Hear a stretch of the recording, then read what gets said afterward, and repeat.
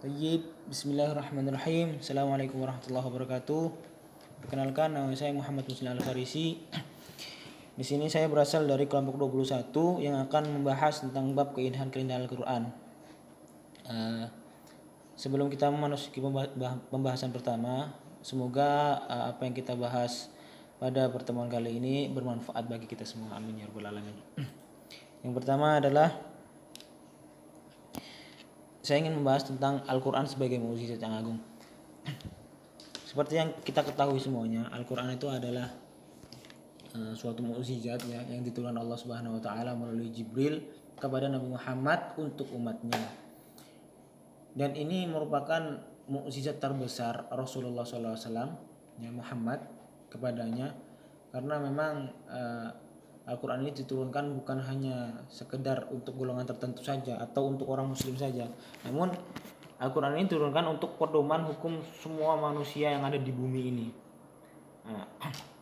Maka itu adalah karena agungnya mukjizat, maka berlakunya bukan cuma golongan tertentu atau kaumnya saja, seluruh dunia ini wajib mengikuti ajaran Al-Quran seperti itu. Salah satu juga mukjizat Al-Quran yang agung adalah Al-Quran ini diturunkan dalam berbahasa Arab. Seperti dalam firman Allah itu disebutkan, wa kadzalika anzalnahu hukman arabiyyan ilal akhirat ayat. Dan demikianlah kami menurunkan Al-Quran itu sebagai peraturan yang benar dalam berbahasa Arab. Masya Allah teman-teman, tata bahasa Arab itu merupakan suatu unsur yang istimewa di antara bahasa-bahasa yang lain, karena satu mufradat saja, kalau kita pernah buka buku munjid itu ya, memiliki arti yang sangat banyak ya. Bahkan satu halaman full itu cuman arti dari satu kata, saking istimewa bahasa Arab. Makanya bahasa Arab itu merupakan suatu mukjizat terbesar dalam Al-Quran. Nah, maka Allah berfirman ya, am yakuluna iftarah Qul fa'tu bi asyri suwarin mislih muftariyatin wa da'u man istata'tum min dunillahi in kuntum shadiqin. Karena tingginya bahasa Al-Qur'an ya, maka Allah menantang karena mereka telah merendahkan Al-Qur'an ya, kaum kafir dulu. Katanya Muhammad telah membuat Al-Qur'an. Maka sama Allah ditantang, am yakunu muftarah Qul fa'tu bi asyri suwarin mislihi muftariyat. Datanglah 10 surat semisal dengannya. Wa da'u man istata'tum min dunillahi in kuntum shadiqin. Dan ajaklah siapa saja di antara kamu ya, golongan kamu yang paling pintar dan yang sanggup selain Allah jika kamu orang-orang benar. Nah, maka sama Allah saking tingginya bahasa Al-Qur'an ya, dan itu berbahasa Arab, maka Allah menantang siapa saja 10 ayat saja ya, seperti Al-Qur'an, atau kalau kamu nggak bisa, ajaklah sekeliling kamu untuk membuat Al-Qur'an atau membuat sama seperti Al-Qur'an. Seindah-indahnya para penyair tidak akan mampu menyaingi tatanan tarkib atau susunan dari tata bahasa Arab dari Al-Quran.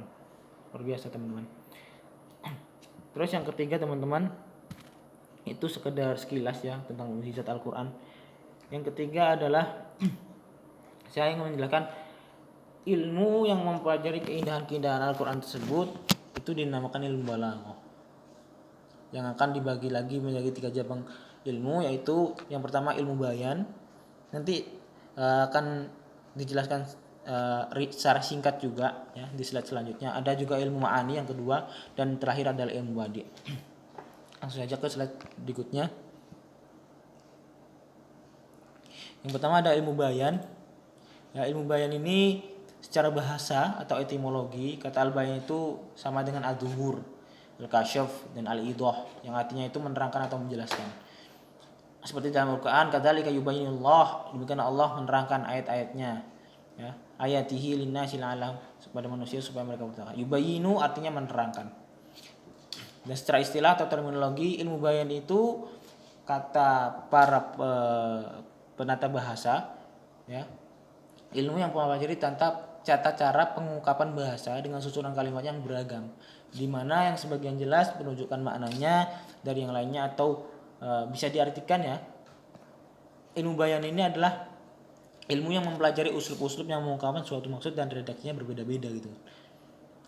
Jadi kalau kalian menjumpai uslub-uslub ya, yang belum kalian yang nggak pas artinya dengan kalimat sebelumnya, maka itu ada di ilmu bayan mempelajarinya. Supaya kalian tahu, oh ini maksudnya artinya ini apa dan hubungannya dengan kalimat sebelumnya itu apa. Dan objek kajiannya itu ada 3 teman-teman, ada musyabbah, juga ada majaz dan kinayah. Yang pernah dijelaskan kalau nggak salah dalam kelompok 12 adalah musyabbah dan isti'arah kalau nggak salah. Lanjut ke pembahasan berikutnya. Ada juga di sini kalau saya mengambil satu objek kajian ya, saya mengambil majaz di sini. Majaz di sini adalah lafadz yang digunakan pada makna yang bukan seharusnya. Karena ada hubungan qarinah yang menghalangi pemberian makna yang asli. Langsung contohnya saja teman-teman ya, biar cepat. Huwallazi yurikum ayatihi wa yunazzilu lakum minas sama'i rizqan wa may yatadzakkaru illa may yunib. Kalau kalian kalau teman-teman lihat ya yang bergaris bawah itu wa yunazzilu lakum minas sama'i rizqan itu masuk dalam majaz teman-teman. Kenapa? Kita lihat artinya. Dialah yang memperlihatkan tanda-tanda kekuasaannya kepadamu dan menurunkan rezeki dari langit untukmu. Kalau bisa kita pahami teman-teman ya, rezeki itu banyak, gitu kan. Rezeki itu bukan cuman harta gitu kan. Rezeki itu juga makanan, rezeki anak, rezeki kesehatan, rezeki barang yang kita pakai sekarang, rezeki kesehatan mata, kesehatan telinga itu juga rezeki. Maka kalau semua itu diturunkan dari langit kayaknya itu nggak masuk akal ya, nggak masuk logika gitu kan. Maka di sini karena majaz itu bukan makna yang asli, yaitu menghalangi makna yang asli, maka artinya di sini teman-teman kalau kalian melihat adalah Allah menurunkan hujan dari langit, yang dimana hujan itu membasahi bumi dan menumbuhkan tanaman dan pepohonan, yang dimana tanaman pepohonan itu kalau dalam IPA ada produser pertama teman-teman, yang dimana dengan tanaman dan pepohonan itu semua itu hidup. Manusia hidup dengan tanaman, hewan hidup dengan tanaman, dan sebegitu pun sebaliknya seperti rantai makanan. Seperti itu teman-teman. Jadi intinya adalah majaz itu adalah bukan yang terletak di sini adalah bukan makna yang asli, melainkan ada makna yang tersembunyi di balik itu. Baik, lanjut. Ada ilmu ma'ani. Ilmu ma'ani di sini teman-teman adalah kalau secara bahasa adalah jamak dari makna. Secara bahasa itu ma'ani bermaksud atau arti. Dan para bahasa itu mendivisikan pengungkapan melalui ucapan tentang sesuatu yang ada dalam pikiran atau disebut juga gelombang pikiran. Di sini saya nggak banyak membahas ilmu ma'ani karena ilmu ma'ani ini membahas tentang bagaimana cara penyampaiannya, bukan membahas keindahan-keindahan Al-Qur'annya. Itu dalam ilmu ma'ani teman-teman. Maka kita lanjut ke pembahasan ketiga, yaitu adalah terakhir adalah ilmu badi teman-teman. Ilmu badi di sini seperti yang kita tahu, ilmu badi itu secara garis besar itu meliputi segala aspek yang berkaitan dengan keindahan bahasa. Itu ilmu badi. Juga merupakan ilmu yang dimana bentuk keutamaan itu dapat menambah nilai kehidupan dan estetika, sehingga dapat mengemasnya dengan bagus dan indah serta ada hubungannya dengan tuntunan keadaan. Dan dapat dikatakan juga ilmu badi itu merupakan penghias dari lafadz kata dengan makna yang berisi segala macam motif lafadz dan maknanya teman-teman. Terus menurut Imam Ad-Dakhari juga objek kajian ilmu badi ini ada 2. Yang pertama ilmu yang mengetahui cara membentuk kalam yang baik sesudah memelihara mutabaqah dan kejelasan dalalahnya. Yang kedua itu adalah ilmu yang membahas tata cara memperindah suatu ungkapan baik pada aspek lafadz maupun pada aspek makna. Langsung saja teman-teman ya. Letak keindahan pada ilmu badi itu banyak bab ya. Jadi saya kalau dalam ilmu Aitkon, kitab Aitkon ini banyak banget. Jadi saya mengambil 3 aja teman-teman. Yaitu yang pertama itu ada jinas, bab jinas. Jinas itu kalau kita ketahui al-jinasu an yatasyabaha lafdhoni fil nutqi wa yakhtalifa fil makna. Jinas itu adalah 2 kata yang sama dalam pelafalan tapi berbeda dalam makna. Kalau dalam Al-Qur'an disebutkan seperti ini teman-teman. Ya. Kalau kalian mendapati kalimat-kalimat seperti ini, maka ini termasuk jinas teman-teman ya. Ini suatu keindahan juga di dalam Al-Qur'an. Wa yauma taqumus saah yuqsimul mujrimuna ma labisu ghairu saah. Kadzalika kanu yufakun. Dan Kita fokus ke garis bawah ya, kata-kata sa'ah. Dan pada hari itu terjadinya kiamat ya. Orang-orang yang berdosa bersumpah bahwa mereka berdiam dalam kubur hanya sesaat saja. Begitulah dahulu mereka dipalingkan dari kebenaran. Pada ini contoh ini teman-teman ya. Wa yauma taqumus sa'ah. Sa'ah di sini kalau kita artikan secara biasa, sa'ah ini artinya waktu.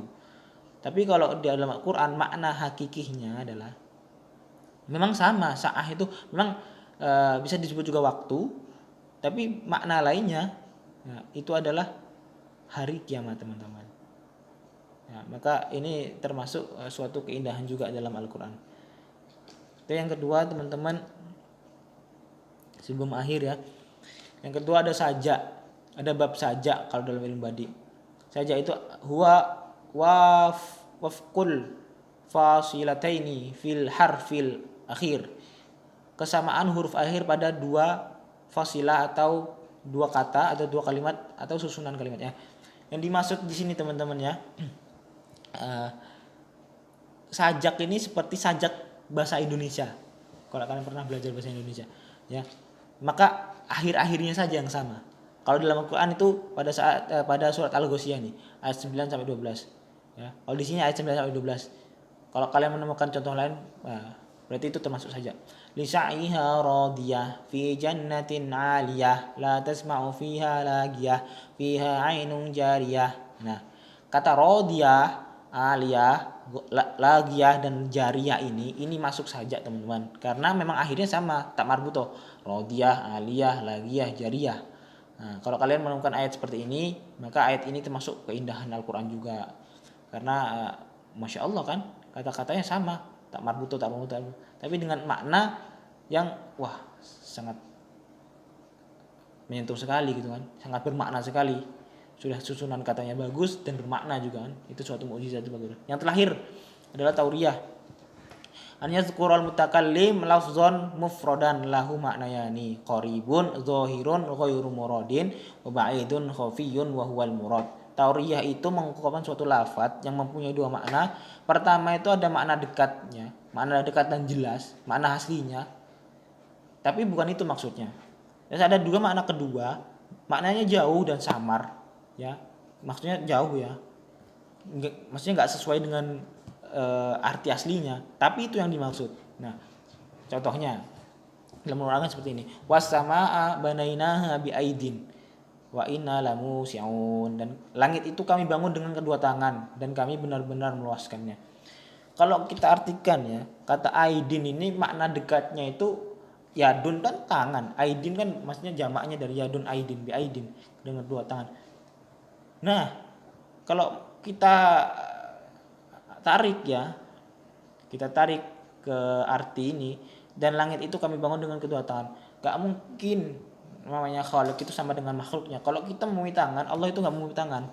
Tapi makna jauhnya dari aidin, kita bisa ambil Allah itu bukan punya tangan tapi punya kekuasaan. Maka kalau kita ambil artinya kekuasaan ini di sini, dan langit itu kami bangun dengan kedua tangan. Dalam kurung kekuasaan, bukan tangan maksudnya, tapi dengan kekuasaan Allah yang begitu besar, maka Allah membangun langit dengan kekuasaannya, dengan qadarnya, dan kami benar-benar meluaskan. Seperti itu teman-teman. Ya, langsung kesimpulan ya. Maka keindahan bahasa Al-Quran ini cuma sebagian saja teman-teman ya, yang kita bahas hari ini. Sebagian saja. Kalau kalian mempelajari lagi dalam ayat itu sangat banyak sekali teman-teman ya. Maka tata susunan bahasa itu dalam Al-Quran itu Masya Allah gitu kan. Gak ada yang mampu orang ya, atau kitab manapun, agama manapun yang mampu mengalahkan keindahan bahasa Al-Quran. Makanya bahasa Al-Quran itu termasuk mukjizat juga dari dalam Al-Quran itu sendiri. Karena memang saking luar biasanya bahasanya. Bahasa Arab aja luar biasa, apalagi tatanan bahasa Arab di dalam Al-Quran itu lebih luar biasa lagi. Seperti itu teman-teman. Cukup sekian dari saya teman-teman. Terima kasih sudah menyimak. Terima kasih juga sudah berpartisipasi. Kalau kiranya kurang jelas mungkin bisa ditanyakan di grup. Seperti itu. Sekarang Wassalamualaikum warahmatullahi wabarakatuh.